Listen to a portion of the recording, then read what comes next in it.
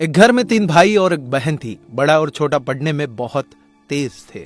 उनके माँ बाप उन चारों से बेहद प्यार करते थे, मगर मझले बेटे से थोड़े परेशान से थे। बड़ा बेटा पढ़ लिख कर डॉक्टर बन गया, छोटा भी पढ़ लिख कर इंजीनियर बन गया, मगर मझला बिल्कुल आवारा और गवार बन के ही रह गया।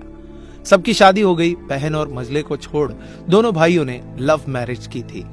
बहन की शादी भी अच्छे घराने में हुई थी। आखिर भाई सब डॉक्टर इंजीनियर जो थे। अब मझले को कोई लड़की नहीं मिल रही थी। पिताजी भी बहुत परेशान थे और माँ भी।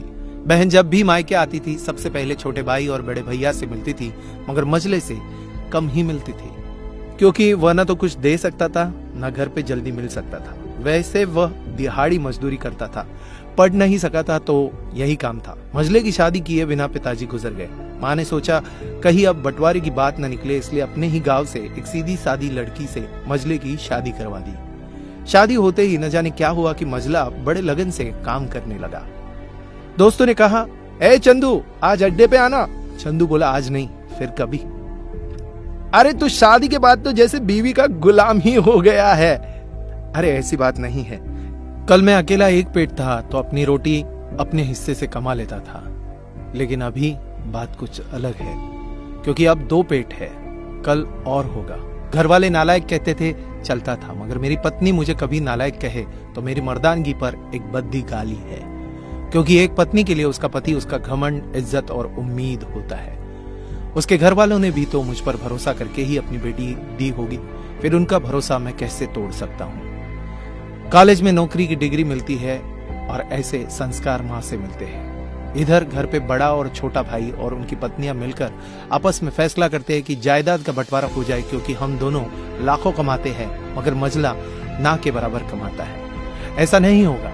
माँ के लाख मना करने पर भी बंटवारे की तारीख तय होती है। बहन भी आ जाती है, मगर चंदू है कि काम पे निकलने के लिए बाहर आता है। उसके दोनों भाई उसको पकड़कर भीतर लाकर बोलते हैं कि आज तो रुक जा, बंटवारा कर ही लेते हैं। वकील कहता है ऐसा नहीं होता, साइन करना पड़ता है। चंदू अपने भाइयों से कहता है कि तुम लोग बंटवारा करो, मेरे हिस्से में जो हो दे देना, मैं शाम को आकर अपना बड़ा सा अंगूठा चिपका दूंगा पेपर पर। बहन बोली, अरे बेवकूफ, तू गवार का गवार ही रहेगा।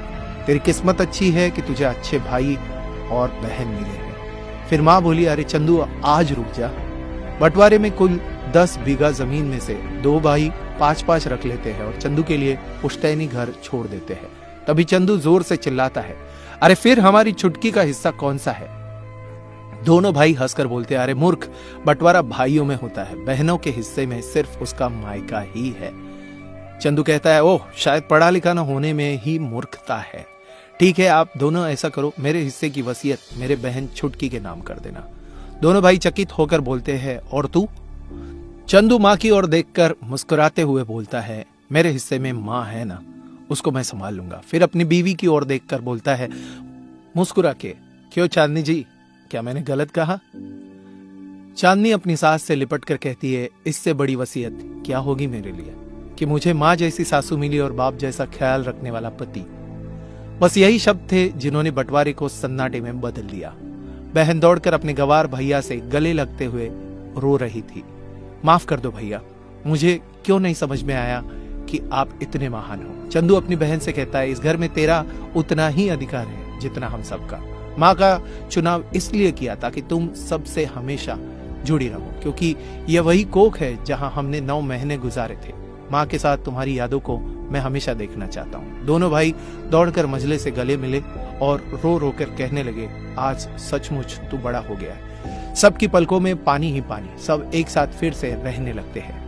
जब लोग अनपढ़ थे तो परिवार एक हुआ करते थे। मैंने टूटे परिवारों में अक्सर पढ़े लिखे लोग देखे हुए हैं। अगर आपको ये कहानी अच्छी लगी हो तो आपकी कमेंट नीचे बॉक्स में जरूर बताइएगा, और अगर ये वीडियो अच्छा लगा हो तो लाइक कीजिएगा, शेयर कीजिएगा ज्यादा से ज्यादा लोगों तक। ऐसे इंस्पिरेशनल वीडियोस के लिए सब्सक्राइब कीजिएगा हमारे YouTube चैनल और फॉलो करें हमारे Facebook पेज को। धन्यवाद।